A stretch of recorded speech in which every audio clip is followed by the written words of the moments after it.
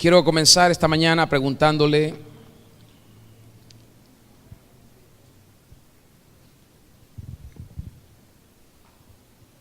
¿cuán a menudo usted ha oído decir a los creyentes: Dios está haciendo algo nuevo en su iglesia?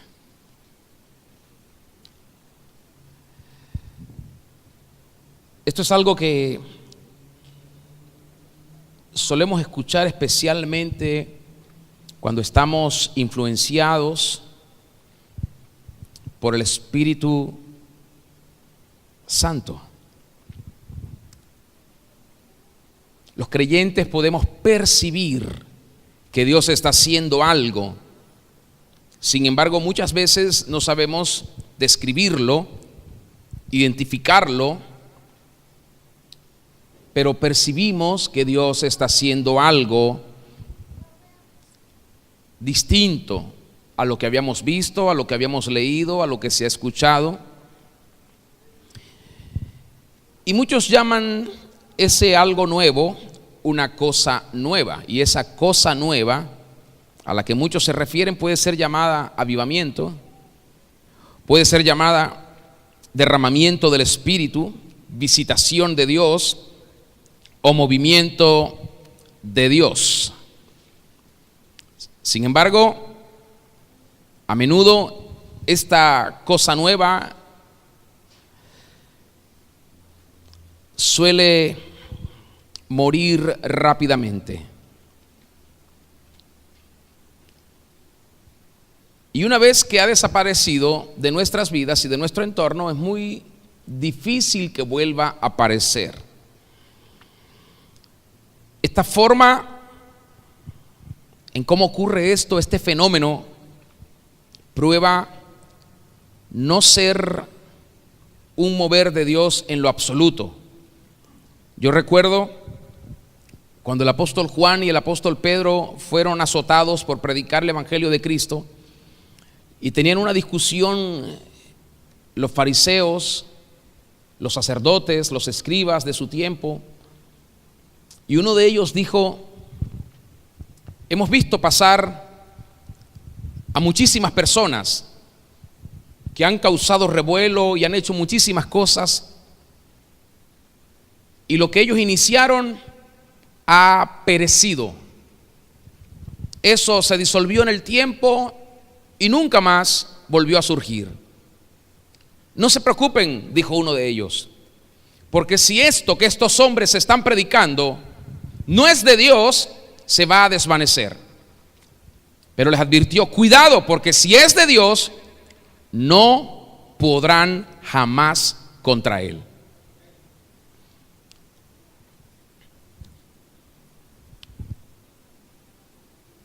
Pude lograr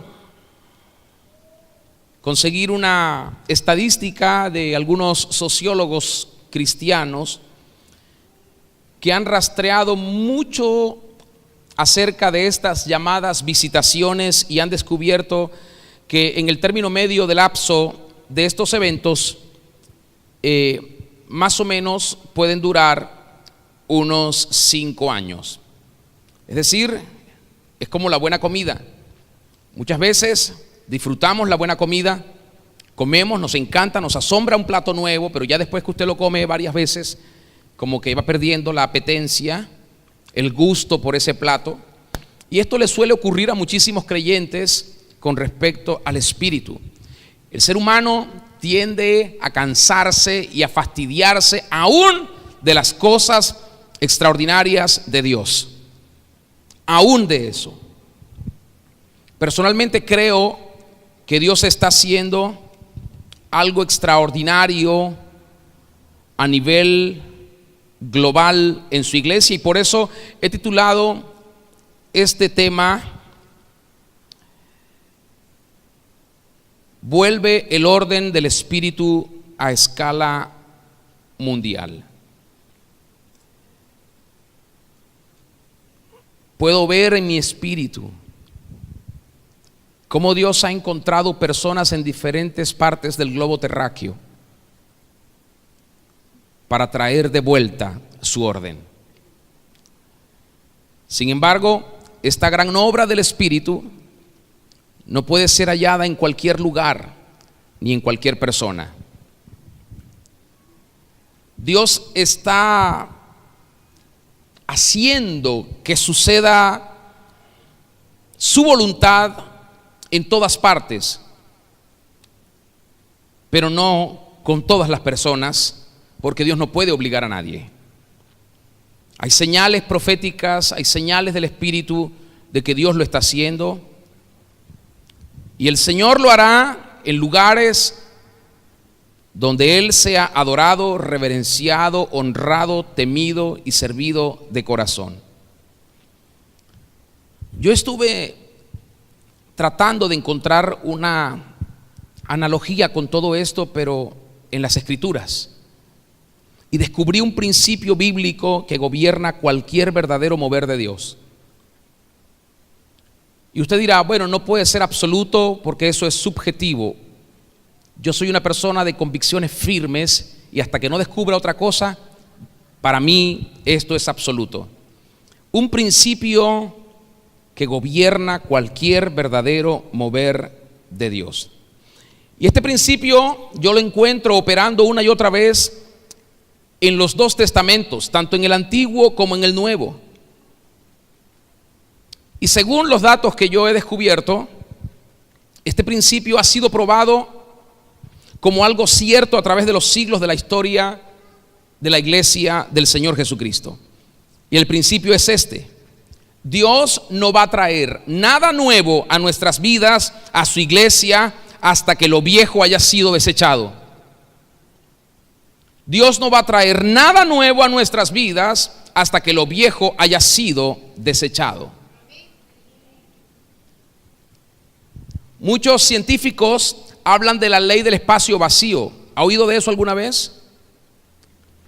Todo espacio vacío va a ser lleno. Todo espacio vacío va a ser lleno.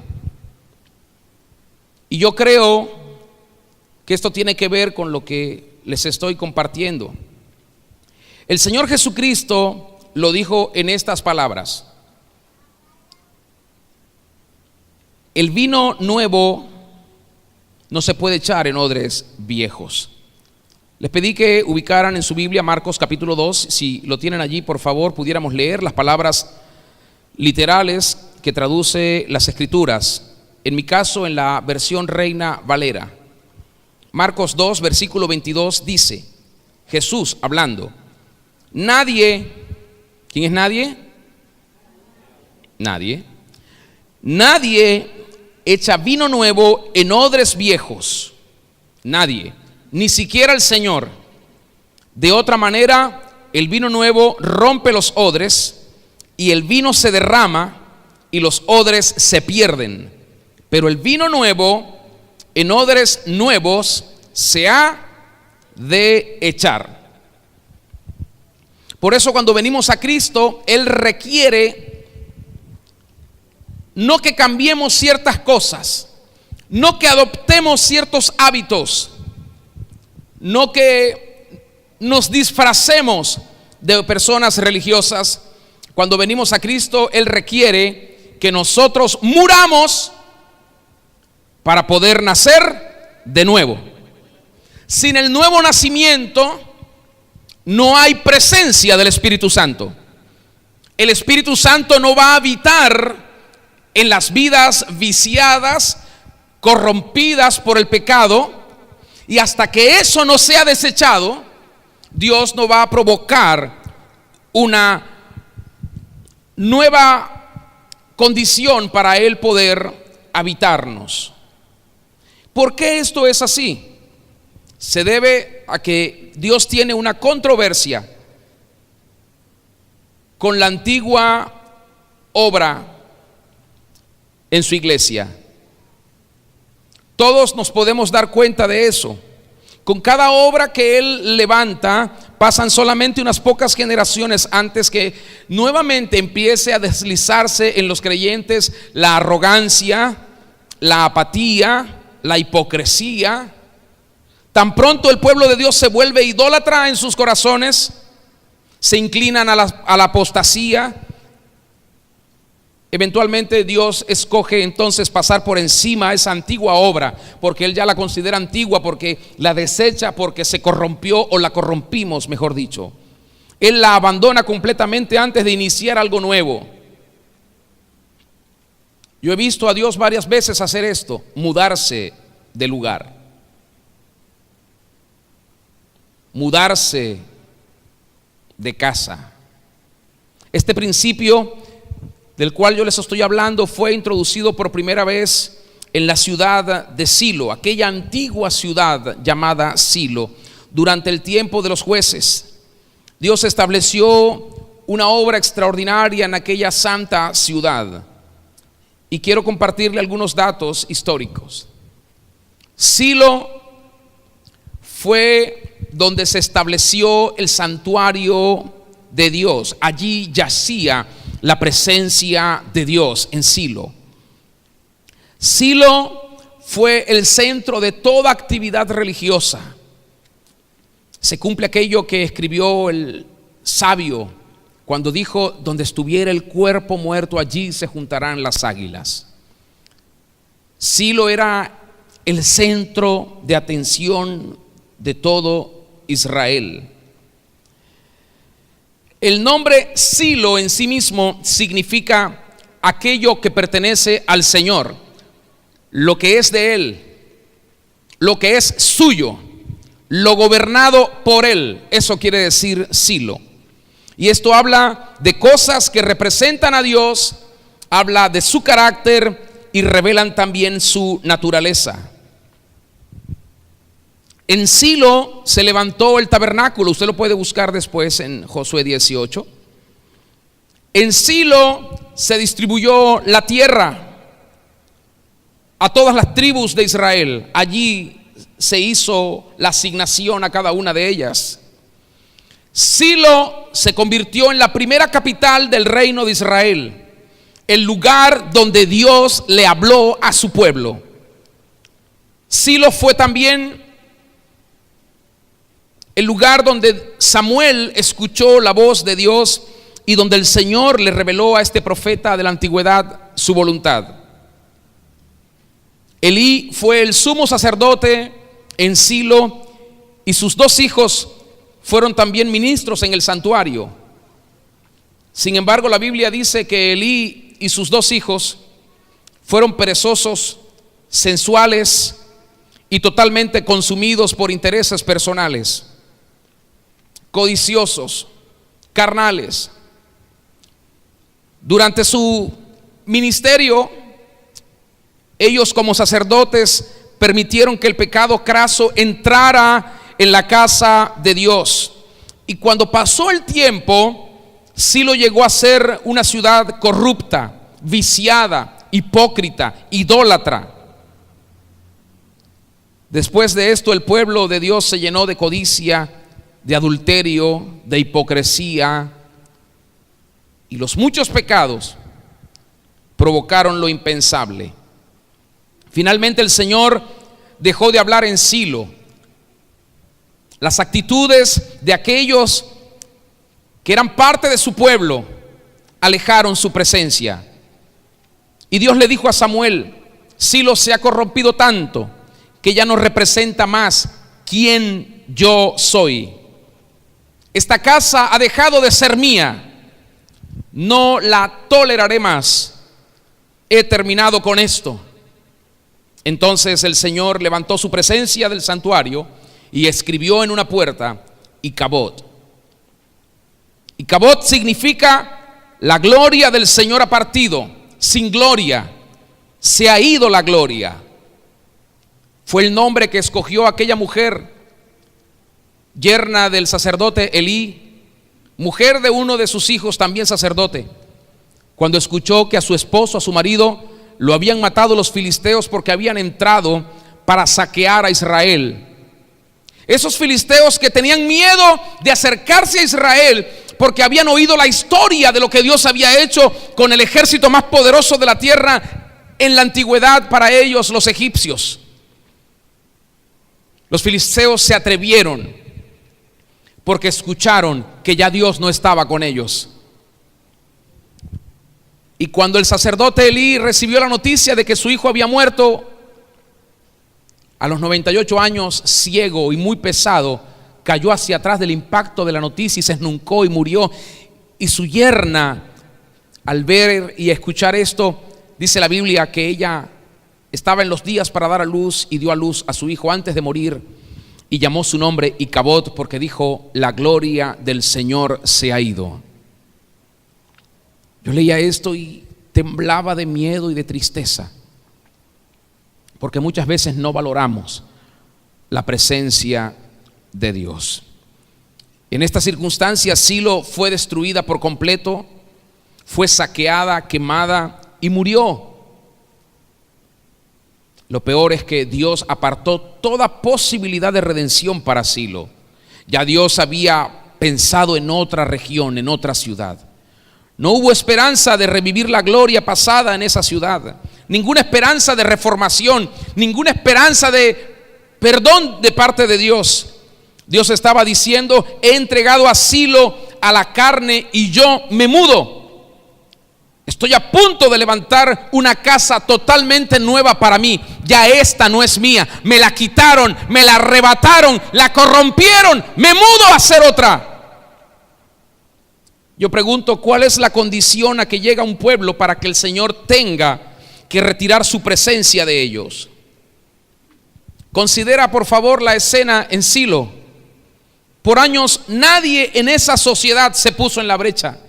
Por años nadie oraba. Por años nadie suplicaba al Señor. Por años nadie temía a Dios. Por años nadie rogó: Señor, las cosas están mal, pero no te vayas, por favor. No nos dejes solos, no retires tu presencia de nosotros. Si tú te vas, moriremos. Vendrán todas las naciones y nos saquearán. Nadie lo hizo. Nadie se humilló. Nadie mostró arrepentimiento. Nadie dijo: Señor, no te apartes de nosotros. En cambio, Dios solo vio en esa ciudad un pueblo que estaba endurecido a Él, a su presencia, a su verdad. Estos israelitas que vivían en Silo observaban todos los rituales religiosos. Eran como los fariseos del tiempo de Jesús. Decían las cosas verdaderas, hablaban las cosas correctas, pero no hacían nada alineado a eso. Todas sus obras fueron en la carne. Elí, el sumo sacerdote, se había vuelto totalmente ciego a su propia apostasía. Él y sus perversos hijos, dice la Biblia, habían prevaricado. Por lo tanto, para el Señor tenían que irse. Así el Señor se deshizo completamente de lo viejo. Abandonó lo que fue su ciudad amada. Abandonó lo que fue su propiedad atesorada. Y una vez más levantó una nueva obra. Y después de esto, aquel famoso y glorioso templo en Jerusalén, revelado al rey David, todos sus diseños, edificado por el famoso rey Salomón, fue conocido como la casa del Señor. Por un tiempo, también por un tiempo, Dios habló a su pueblo allí. La casa se llenó con oración. No había otra cosa que inundara más aquel templo de Salomón que la oración, porque Dios dijo: harán oración en este lugar y mi presencia estará aquí para siempre. Pero por un tiempo, porque luego, aunque había prometido que había sido para siempre, tuvo que volverse a mudar de aquella casa. La casa donde se reverenciaba, se adoraba, se amaba a Dios, donde la palabra de Dios era predicada y el pueblo de Dios presentaba allí sus sacrificios, traían sus diezmos, sus ofrendas, sus primicias, las siembras, las semillas, los animales. Ese pueblo que estaba feliz porque habían visto la gloria del Señor. Todo el tiempo el resplandor de su presencia estaba sobre ese templo. Ellos estaban felices porque sabía que eran invencibles, intocables, nadie les podía hacer daño. Todo lo que hacían prosperaba, producía. Dios los enriqueció. Ellos estaban felices de obedecer los mandamientos del Señor. El templo, el famoso templo en la ciudad de Jerusalén, representaba quién era Dios. Y Él manifestó allí su gloria. La Biblia dice, de hecho, que en una ocasión fue tan espesa, tan absoluta su gloria, que los sacerdotes perdieron toda capacidad de ministración. Dios lo hizo a su manera esa vez. Y las preguntas que debemos hacernos nosotros hoy, como templo del Señor que somos, son estas.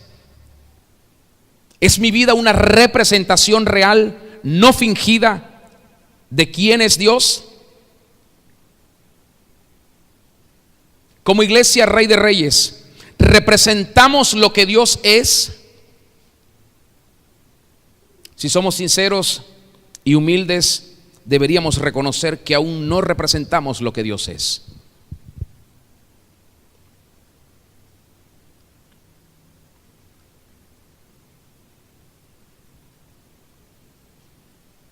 ¿Y por qué?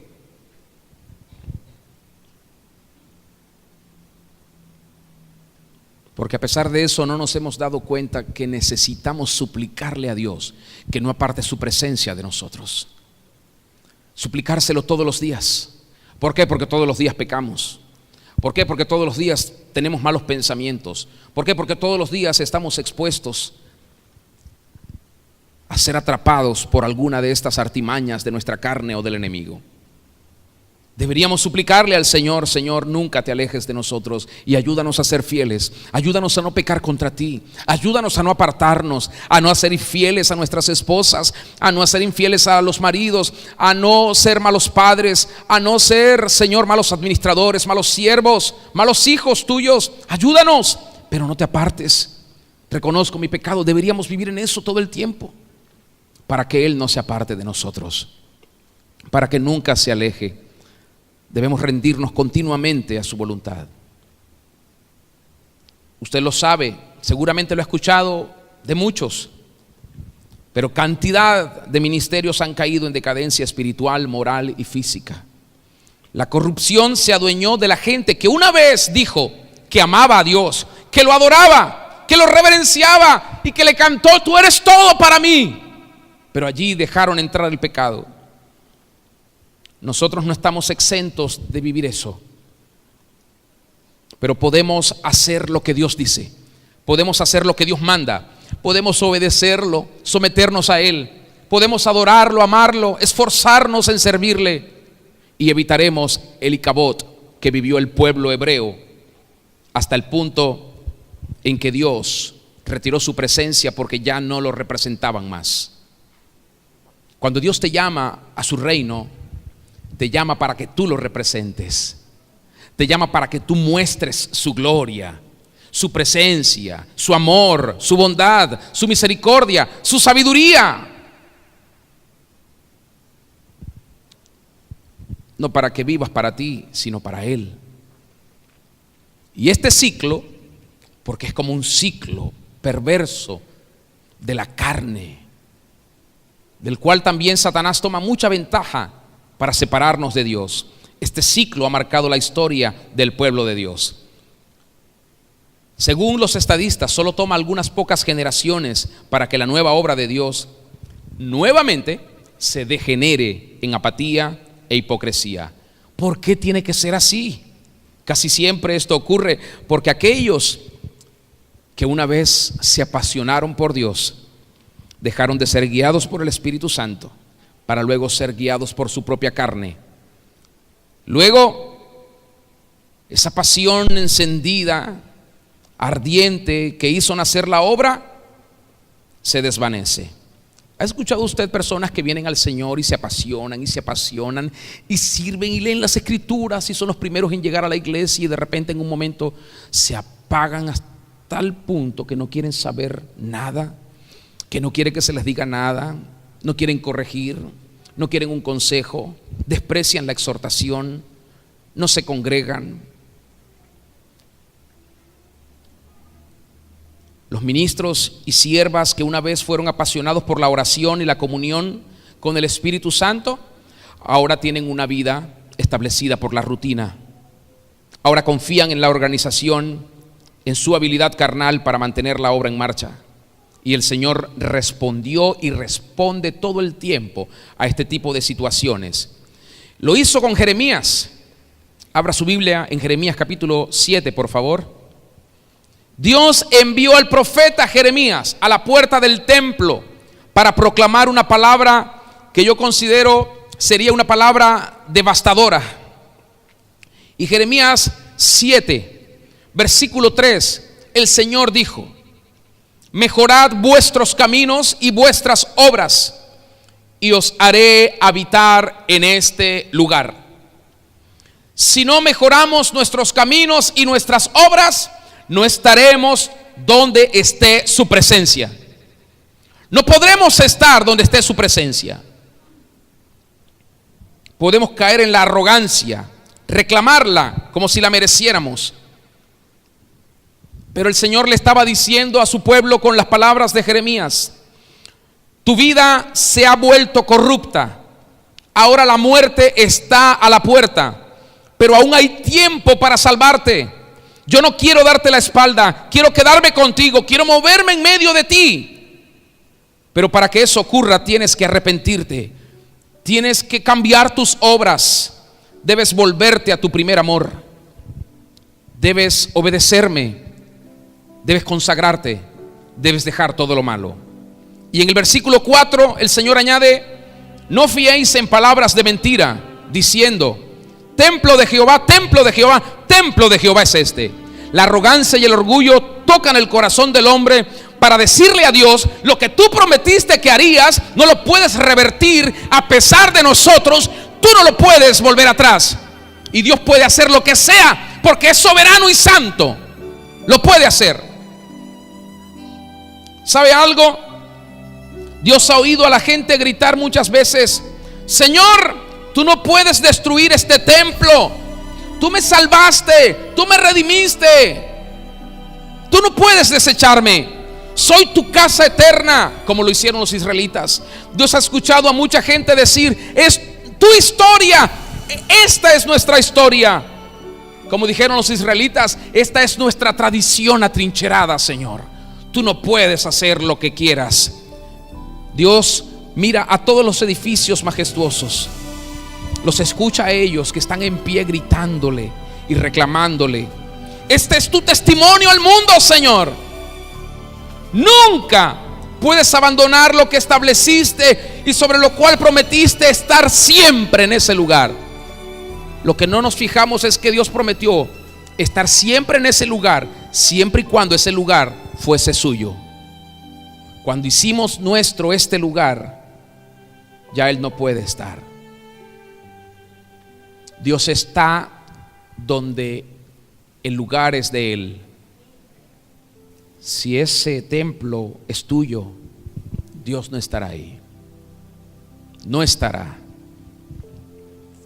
Luego el Señor les responde y les dice: ¿qué acerca de sus contaminaciones? ¿Qué acerca de su rampante adulterio? Ustedes juran falsamente, me roban.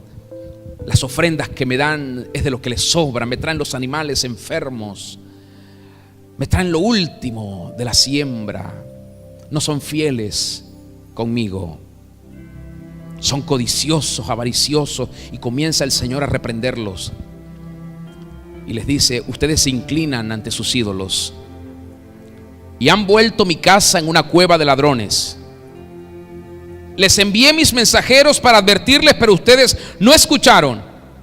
Yo les hablé, pero ustedes no oyeron. Los llamé, pero no me respondieron. Y en el verso 12 Dios les instruye acerca de todo lo que pasó una vez con un lugar que Él escogió para sí, aquel lugar llamado Silo. En el verso 12 Él les dice: id ahora a mi lugar en Silo, donde hice habitar mi nombre al principio, y ved lo que le hice por la maldad de mi pueblo Israel. Dios los está advirtiendo: ese lugar era como este, lo escogí para mí, fue glorioso, ahí establecí mi sabiduría, ahí los guié, ahí los enriquecí, pero vean lo que hice por sus pecados. Y hoy, igual que en aquellos días del profeta Jeremías, Dios está urgiendo a sus hijos y les está diciendo: vengan todos ustedes, vengan, vengan, pastores, maestros, evangelistas, apóstoles, profetas, salmistas, varones, sacerdotes, mujeres, jóvenes, niños, ancianos, vengan todos, abran sus Biblias y vean por ustedes mismos cómo yo abro y cómo yo hago lo que quiero. Miren atrás mi casa, aquella que fue mi casa en Silo, aquel lugar que amé con todo mi corazón, en el cual esperé hacer grandes cosas. Yo establecí aquella iglesia de Silo, pudiéramos decir hoy. Yo puse allí mi nombre sobre ella, pero la gente rechazó a mis enviados y a cambio confiaron en sus propios caminos. Así que yo echaré fuera por completo lo antiguo. Lo que dejó de ser mío, lo despreciaré. Ahora voy a hacerlo una vez más. Y este era el mensaje que Dios le estaba diciendo a Israel en los tiempos de Jeremías. Quizás es un mensaje para alguien que está aquí, alguien que lo va a escuchar en la internet, en algún lugar. El mismo mensaje que Dios le dijo a su pueblo por Jeremías: tú eres como Silo. Tú has permitido el pecado y la corrupción en mi casa, que es tu cuerpo, el cual yo escogí para habitar allí. Te has vuelto tan degenerado y tan degenerada que ya no me representas. Mira en derredor, ¿quién está parado en la brecha suplicando, rogando porque mi presencia no se aparte? ¿Quién lo está haciendo? ¿Quién está clamando con un corazón arrepentido por sus pecados? Veo apatía e infidelidad. Era lo que Dios estaba diciendo. Mi palabra claramente advierte que yo levanté mi presencia de Silo y ahora me voy a alejar de ti si no te arrepientes. Si quieres apropiarte del lugar que yo escogí para morar, yo me apartaré y te lo dejaré. Haz con él lo que quieras.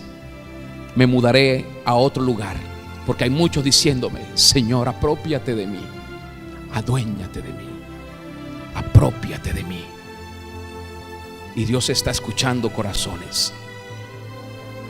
Es como que si Dios dijera: si no te vuelves, si no me dejas ser el dueño de lo que yo escogí, estoy a punto de apartar mi gloria de ti. Y en el verso 14 y 15 del capítulo 7 de Jeremías dice el Señor: haré también a esta casa sobre la cual es invocado mi nombre, en la que vosotros confiáis, y a este lugar que di a vosotros y a vuestros padres, como hice a Silo, os echaré de mi presencia, como eché a todos vuestros hermanos, a toda la generación de Efraín. Porque el lugar donde estaba Silo era la región que había sido asignada a la tribu de Efraín. Una vez más Dios estaba diciendo: todo este desorden lo doy por terminado. Tú ya no me representas. Yo ahora tendré un pueblo que me represente ante toda la creación como verdaderamente soy. Yo tengo una casa completamente nueva en mente. Por eso volveré a traer mi orden mundial una vez más. Y en el versículo 16 dice, el Señor termina con esta declaración: tú pues no ores por este pueblo, ni levantes por ellos clamor ni oración, ni me ruegues, porque yo no te oiré. ¿Sabe qué? Dios se siente indignado en la vida de muchas personas que no atesoran su presencia, que lo han rechazado tantas veces, que lo han afrentado, lo han contristado. Él les estaba diciendo a ellos en aquellos días, a Jeremías le decía: no te molestes en orar por esta antigua casa, está muerta y desaparecida. Más allá de toda esperanza, no traeré sobre ella mis misericordias, no revivirá. Qué horrible. Yo estaba tratando de encontrar esto en el Nuevo Testamento, porque alguien puede decir: pero es que esto es Antiguo Testamento, Cristo vino, nos dio la gracia. Yo sé cómo piensa el espíritu religioso, y Dios me guió y me hizo encontrar esto. En los días de Jesús, Jesús vino al templo en Jerusalén con una invitación y una advertencia, la misma que había hecho Dios en la antigüedad. Jesús se puso en pie en lo que fue el último templo, e invitó a todos a venir bajo sus misericordiosas alas de protección. Jesús llamó al ciego, llamó al enfermo, llamó al leproso, llamó al pobre, llamó al rico, llamó al sano, llamó a la familia, llamó al esposo, a la esposa, a los hijos, al perdido. Los llamó a todos a venir y encontrar sanidad, perdón, reconciliación y restauración en su persona. Pero la multitud religiosa rechazó su bondad, así que Cristo testificó de ellos. Vamos a verlo allí en Mateo 23. Cristo testifica de ellos y les dice, versículo 37: Jerusalén, Jerusalén, que matas a los profetas y apedreas a los que te son enviados. ¿Cuántas veces quise juntar a tus hijos como la gallina junta a sus polluelos debajo de las alas, y no quisiste? No quisiste. Yo encuentro tristeza en las palabras del Señor. ¿Cuántas veces te quise guiar? ¿Cuántas veces te quise recoger? ¿Cuántas veces te he exhortado para que ya no estés más lejos, que estés aquí bajo mi protección? ¿Cuántas veces he querido que me dejes todo, que me lo entregues todo de una vez por todas? Pero no has querido. Te crees más sabia, más sabio que el Señor. Mientras leí esas palabras me surgieron muchas interrogantes respecto al Nuevo Testamento, al Antiguo Testamento, y yo quiero compartírselas. ¿Echará Dios una obra antigua de la misma manera que hizo en el Antiguo Testamento ahora en nuestros días, en el tiempo de la gracia? ¿Dios abandonaría la antigua obra y levantaría una nueva en nuestros días, a pesar que estamos en el tiempo de la gracia? ¿Echará fuera aquello que rechazó su gracia, su misericordia, aquel despertamiento que Él quería traer? Sí, Dios lo hará. Dios lo hará, porque Dios no te va a obligar. Dios no te va a obligar a servirle, a entregarlo todo para Él. Dios no te va a obligar. Si le entregas tu vida para que Él te habite, Él quiere que estés feliz con eso. Si vas a vivir amargado porque Dios te va a guiar y te va a decir cosas y te va a quitar cosas y te va a impedir cosas y te va a controlar, Dios no lo quiere así. ¿Sabe lo que dijo Jesús? Jesús respondió en aquellos días a todos aquellos que lo rechazaron, y Él les dijo, verso 38: He aquí vuestra casa os es dejada desierta. Mire lo que dijo Jesús, se los dijo. Jesús mismo lo está diciendo. Este templo es ahora vuestra casa, no la mía. Yo quería que fuera mía, pero tú quisiste que fuera tuya. Ahora la dejaré y quedará desolada. La estoy dejando. Yo dejo lo que ustedes han gastado, han deteriorado, han mal administrado, han contaminado, han corrompido. Lo dejo. Y añadió en el versículo 39: Os digo que desde ahora no volveréis a verme hasta que digáis, bendito el que viene en el nombre del Señor. ¿Y quién es el que viene en el nombre del Señor? El Espíritu Santo. El Espíritu Santo, el enviado de Cristo, es el que viene a morar en nosotros. A morar en nosotros. Si quieres ver a Cristo de nuevo, tienes que decir, bendito el que viene en el nombre del Señor. Bendito sea, porque Él entrará y ocupará el lugar que un día dijo que era suyo. Si no, nunca lo verás. Verás imágenes, te conformarás con la idolatría, con un falso Cristo. Entrarás en un sistema religioso que te corromperá y terminará matando la poca vida que queda en ti. Pero Dios quiere darte su plenitud. Jesús les estaba declarando, mi gloria ya no está en esta obra antigua. Yo la he rechazado porque ustedes me han rechazado a mí. Y lo que resta de su vida religiosa será conducida sin la presencia de Dios. de Dios. Yo también entrego esta obra antigua a la carne. Tendrás pastores, sí, pero tus pastores no serán espirituales, sino carnales. ¿Cuántas personas buscan este tipo de pastores? Porque hay pastores que complacen la carne. Y como ellos también quieren ser complacidos en su carne, entonces pastores espirituales no les gustan. Yo conozco mucha gente que nunca se afirmó porque siempre estuvieron bajo la influencia de pastores carnales, que más bien los inducían al pecado, a la desobediencia y a la corrupción. Jesús declara una palabra fuerte, porque le dice: ustedes van a seguir con su estructura, sigan con esa fachada. Yo estoy construyendo un nuevo templo. Como lo hizo en aquel tiempo, lo volvió a hacer Él. Y esta vez no de piedra, ni de cemento, ni arquitectónico. Lo diseñó y lo edificó en el corazón del ser humano, para morar allí, en el lugar más íntimo que nosotros como personas tenemos, nuestro corazón. Los discípulos estaban ahí escuchando a Jesús, no podían creer lo que Él había dicho.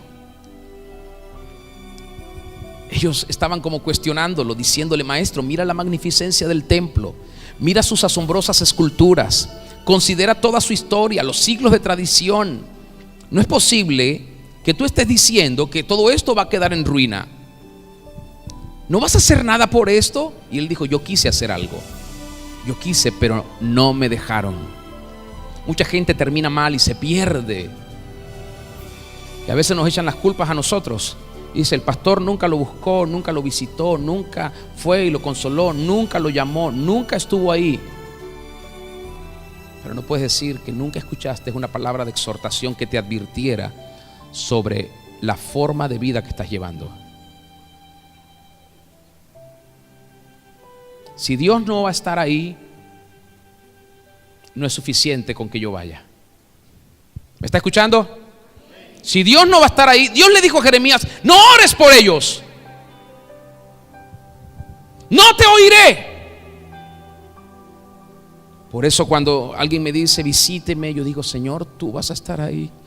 Lo pregunto con tristeza, porque sé que hay mucha gente que a Él lo contrista todos los días.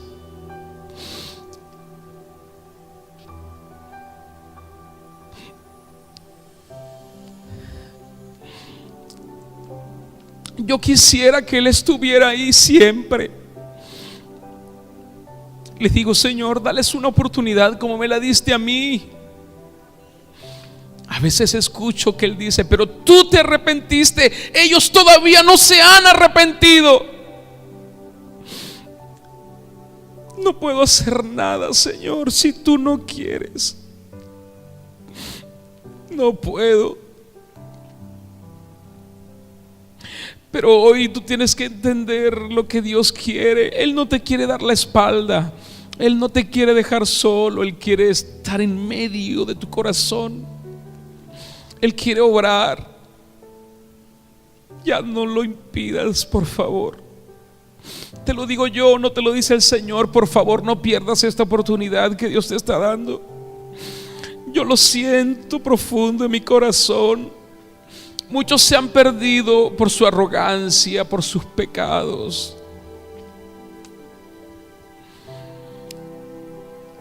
Y Él está trayendo este nuevo orden. Yo sé que aunque Él muchas veces ha hecho silencio, Él desea que tú estés ahí, que seas parte de su plan y de su propósito.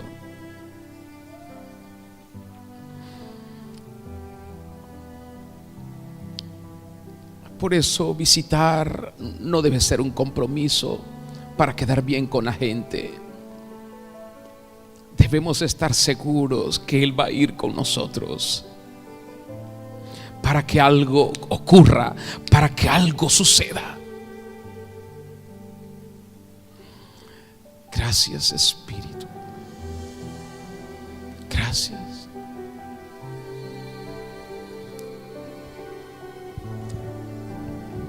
Gracias. Señor, nunca nos dejes, por favor. Nunca te vayas, Espíritu.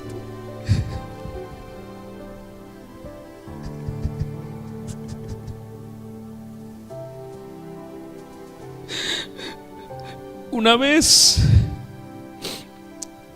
pensé que te había perdido, pero tú estabas ahí en silencio.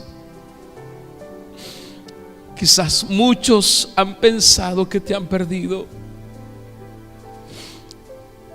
pero yo sé que tú estás ahí.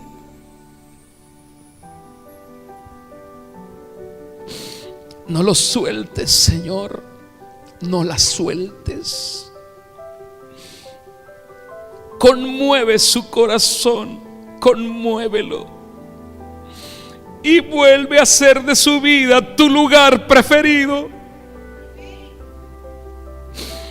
Vuelve, Señor.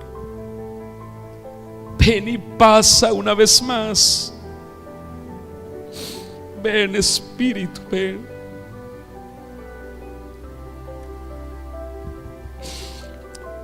Te necesitamos, Señor. Te necesitamos. Te doy gloria, te doy alabanza en este momento, porque sé que tú estás tocando corazones y los tocarás más allá de esta hora y de este momento. Gracias. Gracias. Gracias, Espíritu. Gracias.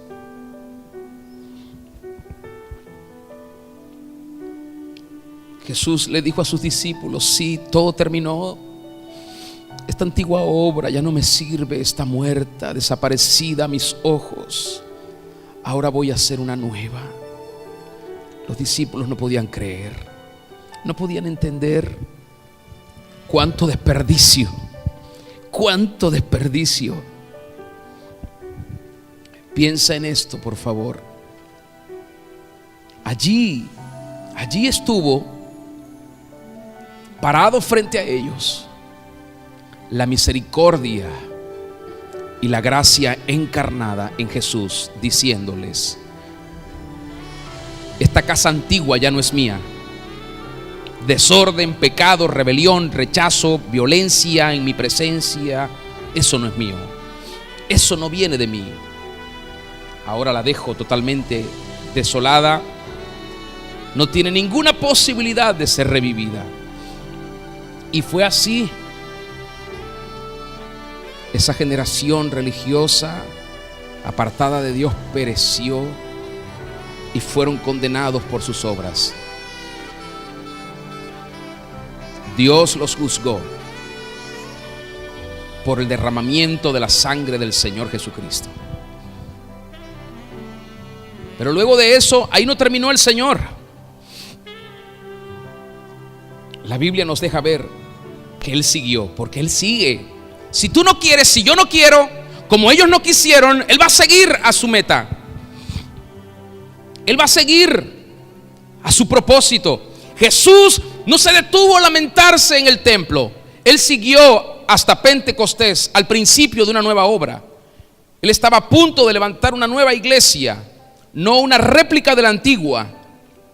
Él la haría completamente nueva desde su fundamento. Esta sería una iglesia de sacerdotes, de reyes, de gente santa, de gente nueva, todos nacidos de nuevo en Él. Mientras tanto, la antigua obra pasaría lentamente. Multitudes todavía vendrían al templo a observar sus rituales muertos. Los pastores seguirían manipulando y dañando a la gente, aprovechándose de ellos. Los adúlteros pecando a voluntad. La gente se deslizaría a la idolatría. Cada día la antigua obra se volvería más y más seca y débil. ¿Por qué? ¿Por qué? ¿Por qué? ¿Por qué? Porque ya la presencia de Dios no estaba ahí.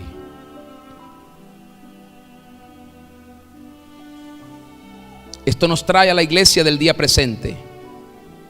Quiero que consideres todas las denominaciones, los movimientos, todo lo asociado al nombre de Cristo.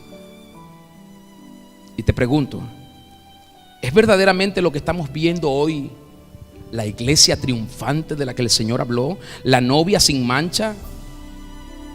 ¿Revela la iglesia a un mundo perdido la mismísima naturaleza de Dios? ¿Es esto acaso lo mejor que el Espíritu Santo puede producir en estos últimos días? ¿O se ha convertido la iglesia en la obra antigua? ¿Se ha vuelto esta iglesia moderna visible, corrupta, balanceándose hacia el mismísimo borde de ser reemplazada por alguna nueva obra de Dios? Pregunto, ¿hará Dios un cambio por última vez antes que Jesucristo regrese? ¿Abandonará Él la iglesia que se ha vuelto corrupta en nuestros días y levantará una iglesia gloriosa, santa para el tiempo final? Yo lo creo que sí lo va a hacer. Entonces eso quiere decir que Dios va a desechar muchos que están fingiendo ser iglesia, que se han creído más justos que Él, que critican a los demás, que juzgan a los demás, pero son infieles desde su corazón. Yo creo que va a volver muy pronto. Sé que antes que mi generación pase, yo lo veré. Yo sé que lo voy a ver. Va a ser el principio de cosas extraordinarias. De cosas extraordinarias. Y el diablo querrá detener esto, como lo ha hecho con otras generaciones que comenzaron con lo bueno, con lo recto, con lo justo, con lo santo. El diablo querrá detenerlo, como lo hizo. Pero yo sé que Dios no lo va a permitir. Y yo quiero invitar a mi hijo y a mis hijas que vengan un momento, y a mi esposa. Y usted, si puede, haga lo mismo con su hijo y su hija ahí en ese lugar. Aleluya. Aleluya. Vamos a santificar nuestras generaciones futuras. Vamos a reprender los espíritus de religiosidad que tratarán de atraparlos. Vamos a echar fuera por adelantado los demonios de corrupción que tratarán de someterlos a ellos para que no sigan el legado de santidad y de gloria que el Señor traerá sobre nosotros. Gracias, Espíritu Santo. Gracias, Señor. Señor, te doy gracias por nuestro hijo, nuestro varón, nuestro primogénito. En el nombre de Jesús. Y yo impongo mi mano sobre él, pero la impongo sobre sus generaciones, en sus lomos, en el nombre de Jesús. Y le hablo a su simiente, en el nombre de Jesús. Y le hablo a mis hijas, le hablo a su vientre, el vientre que recibirá la semilla bendita para el levantamiento de generaciones santas, consagradas, obedientes, temerosas de Dios y amantes de su presencia. Le hablo a mi hijo y a mis hijas. Le hablo a los hijos de ellos. Le hablo a sus nietos, a sus bisnietos y a sus tataranietos. Como Jesús lo dijo: Abraham vio mi día. Que ellos puedan decir que sus tatarabuelos vieron sus días.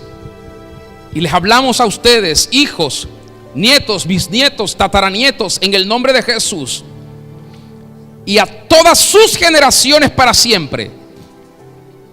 Hoy sembramos en ustedes, en sus corazones, una semilla, la semilla del amor al Espíritu de Dios, para que ustedes ni sus generaciones nunca pierdan al Espíritu Santo, nunca pierdan su morada, su presencia, nunca pierdan el tesoro de su persona, que decidió venir a ustedes, venir por nosotros a ustedes en el nombre de Jesús. Y cortamos ahora maldiciones de rebelión, de rechazo a Dios, de desobediencia a Dios. Cortamos ahora maldiciones de pecados generacionales en el nombre de Jesús. Cortamos ahora apatías, indiferencias en ustedes, en sus hijos, en los hijos de sus hijos, en sus nietos, bisnietos, tataranietos.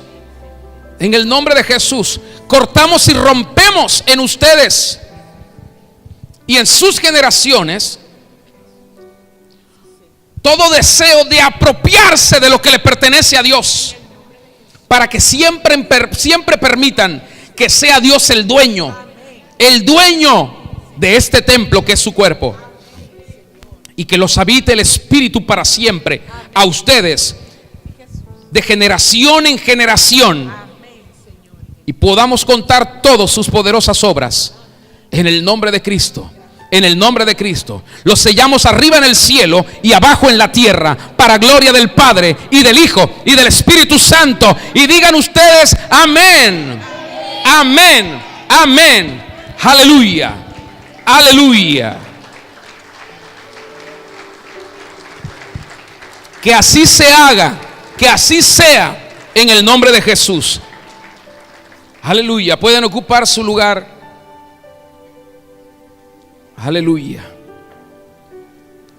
El Señor nos dice en Isaías capítulo 42 versículo 9: he aquí, ya se cumplieron las cosas primeras, y yo anuncio cosas nuevas. Antes que salgan a luz, yo os las haré saber. La iglesia de hoy, la iglesia que el Señor está construyendo, edificando en todo el mundo, será una iglesia que va a vivir una gloria que ninguna generación ha visto. Él dijo: mayores cosas harán, mayores cosas harán. La iglesia que conocemos hoy es esa iglesia que comenzó con arrepentimiento cuando el apóstol Pedro predicó la cruz allá en Pentecostés. Miles vinieron a Cristo, miles se arrepintieron, miles se entregaron su vida. Pregunto si hay alguien entre nosotros que hoy quiere entregarle su vida a Cristo. Quizás tú te la entregaste una vez y después hiciste con tu vida lo que querías, pero hoy Dios te está llamando. Hoy Dios te está diciendo: no quiero darte la espalda, quiero estar contigo. Aleluya. O alguien que nunca lo ha hecho y por primera vez lo quiere hacer. Yo quiero invitarte, ahí donde estás, que te pongas de pie por un momento y le digas conmigo al Señor: Señor Jesucristo, perdóname por mis pecados. Perdóname porque me alejé para vivir una vida de soberbia, de independencia y de rebelión. Perdóname porque siempre rechacé tu oferta de gracia y de misericordia. Pero hoy abrazo lo que me estás regalando, esta oportunidad de salvación. Hoy la tomo en mi vida, la tomo para mi familia en el nombre de Jesucristo. Y te pido que me ayudes. Ayúdame, vence en mí toda debilidad. Ayúdame, quiero serte fiel en todo. Quiero creer a tu palabra. Dame la oportunidad de ser morada de tu Espíritu. Vivifica mi vida. Resplandece tu luz sobre mí. En el nombre de Jesús. Vamos, dilo conmigo. Confieso que Jesucristo es mi Señor. Le rindo toda mi vida solo a Él para siempre. Amén y amén. Aleluya. Esta nueva iglesia está formada por un cuerpo que consiste de todas las naciones, como lo vio el apóstol Pedro, como lo vio Pablo. Una iglesia llena de amor de unos por los otros. Una vida corporal marcada por la obediencia a Dios, por la comunión con el Espíritu Santo, por el evangelismo, el fuego por los perdidos, por un espíritu de entrega, de sacrificio, aún por un espíritu de martirio.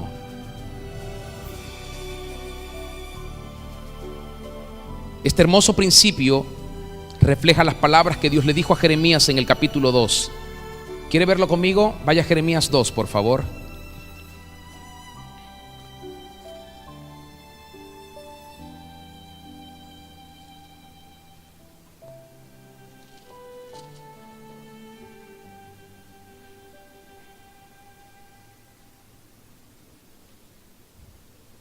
Mire lo que dice el Señor en el versículo 21.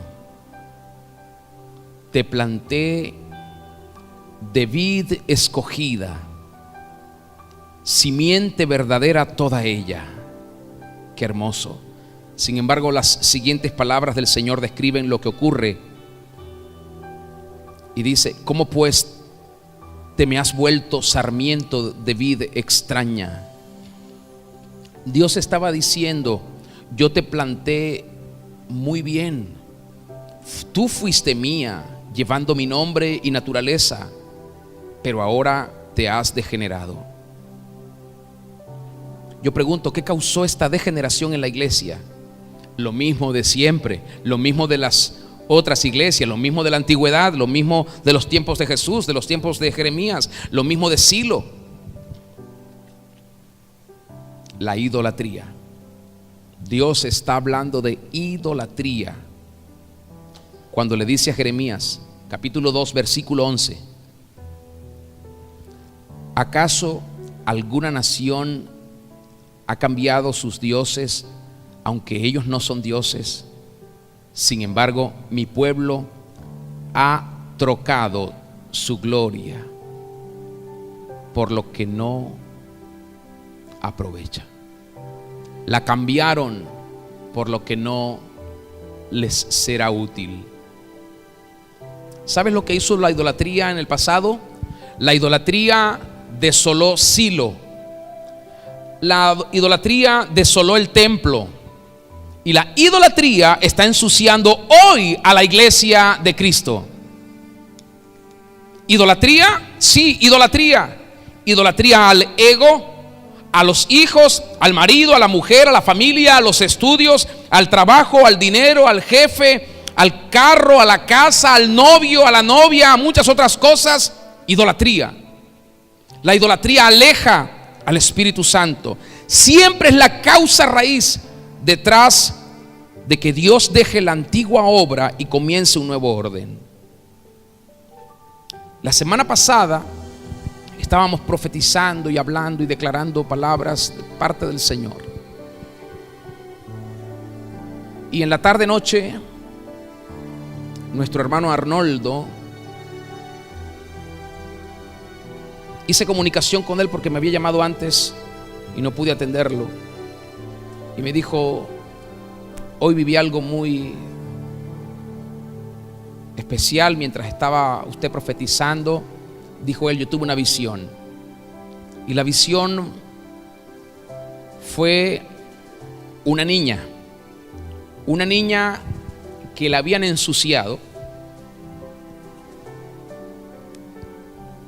Y vi unos brazos en una bañera. La estaba limpiando y bañando y luego secando, dice, con un paño que no era un paño común, era como un paño de una seda de telaraña, algo así, dice.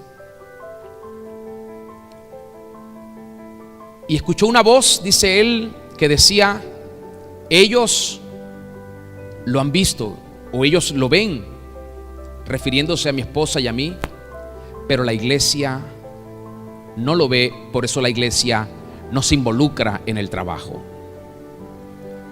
Estábamos meditando de esta visión porque muchos de ustedes, algunos nos han criticado, algunos han hablado de nosotros cuando los hemos desafiado a hacer cosas.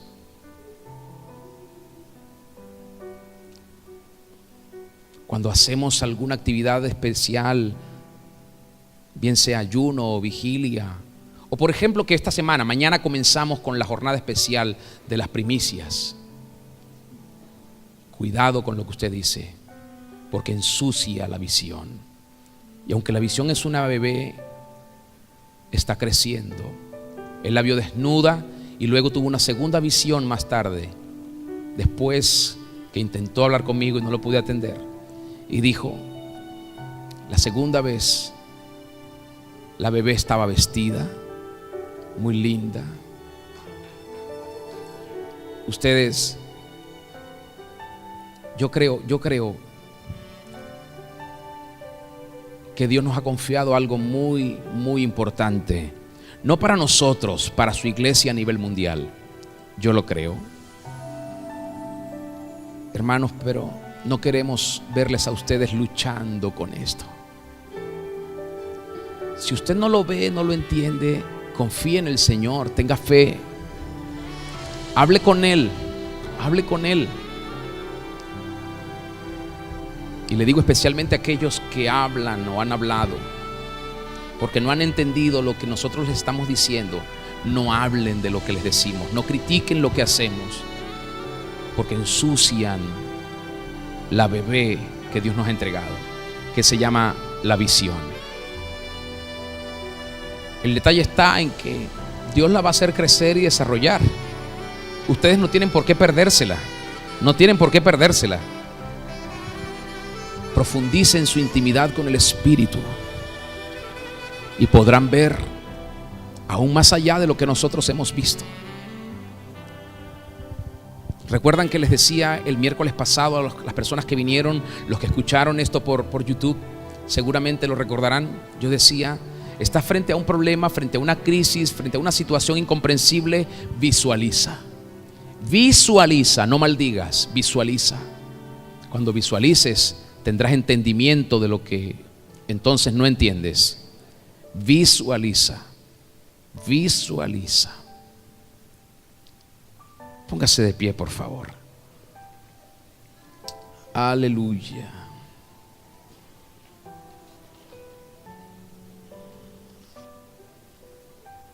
Aleluya. Espíritu Santo, te pedimos perdón como personas, como individuos, pero como iglesia también, porque muchas veces no hemos discernido lo que tú has estado diciéndonos y hemos menospreciado tus obras y tus palabras. Perdónanos en el nombre de nuestro amado Rey Jesucristo. Ayúdanos a ver. Queremos ver tu accionar. Queremos ver tus obras. Queremos ver tu propósito. Queremos ver tu voluntad. Queremos escuchar claramente tu voz. No queremos confusión. Ayúdanos. Ayúdanos. En el nombre de Jesús. En el nombre de Jesucristo. Ven y trae humildad al corazón.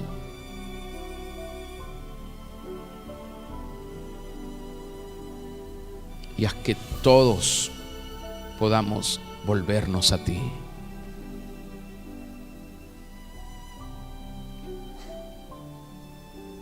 En el nombre de Jesucristo. Gracias. Tómese un momento más. Deje que el Espíritu Santo pueda ministrarle, abrazarle, tocarle.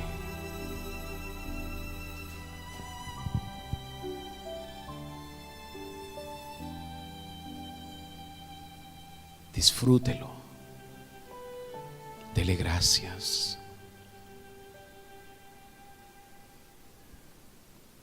Gracias, Señor. Gracias.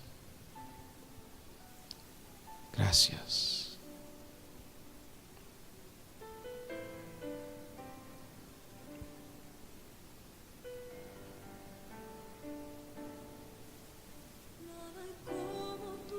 Aleluya.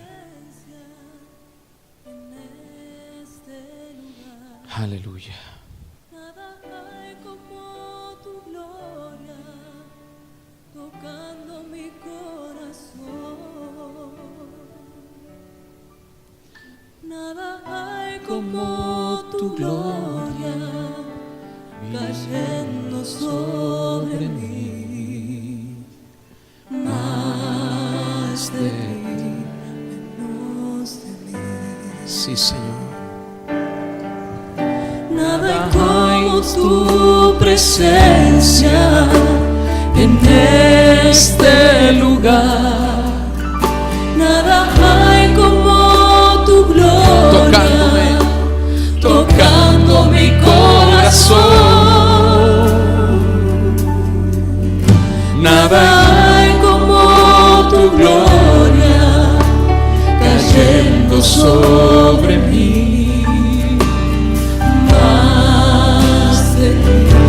Menos de mí. Hambriento estoy de ti, Señor. Solo tu gloria me puede Sí, Señor. saciar. Ven, Espíritu, Haz de nuevo mi corazón.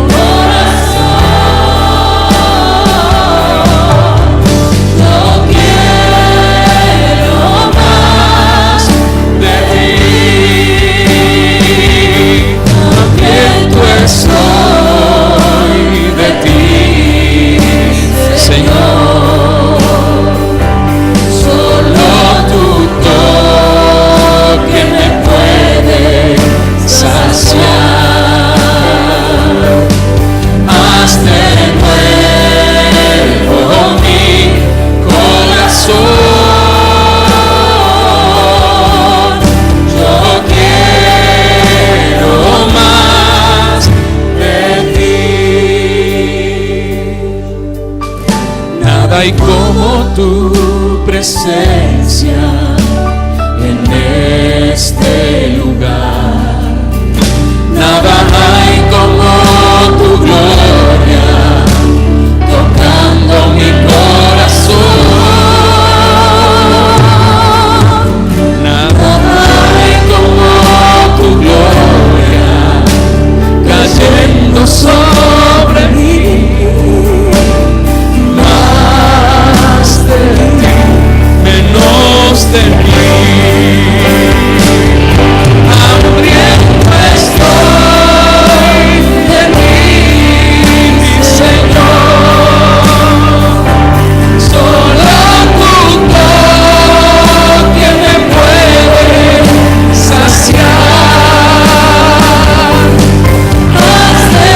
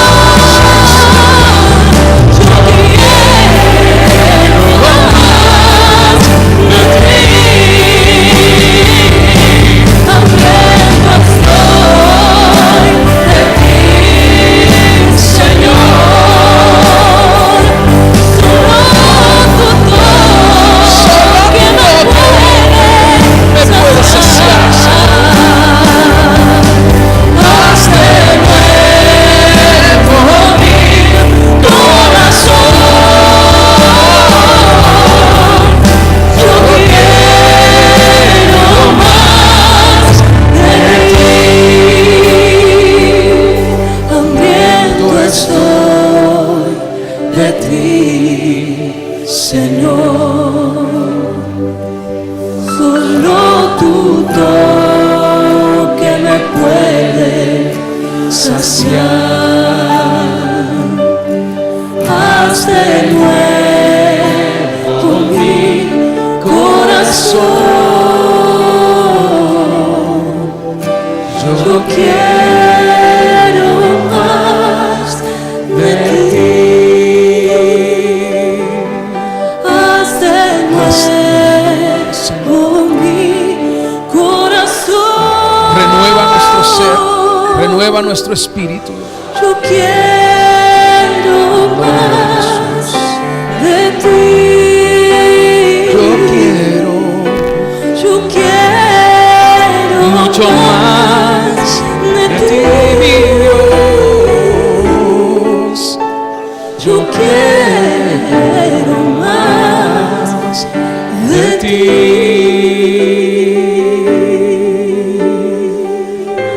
Todos los que quieran más, denle un buen aplauso al Rey de Reyes. Aleluya. Él es nuestro Dios. Él es bueno. Él merece ser adorado, ser exaltado de día, de noche. No solo en este lugar, en cada situación de nuestra vida, Él merece ser adorado y ser exaltado. Aleluya. Aleluya. Aleluya. Aleluya. Alguien diga aleluya. Aleluya, Señor. Recibe en tu trono nuestra adoración. Recíbela en tu trono, en el nombre de Jesús. En el nombre de Jesús.